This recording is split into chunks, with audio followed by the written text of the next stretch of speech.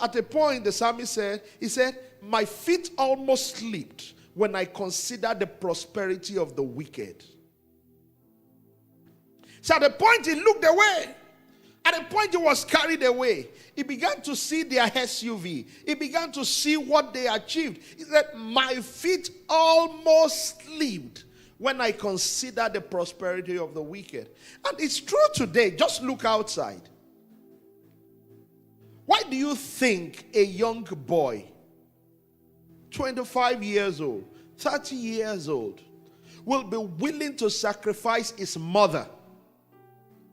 They say, this thing you want to do, you will be rich, but you need to bring somebody very close to you.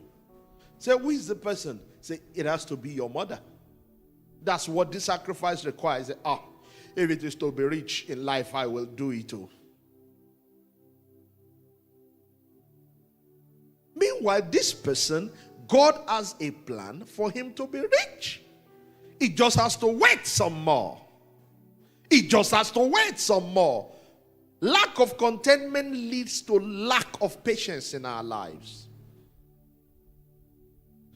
Ask yourself, what is it I'm not being patient about?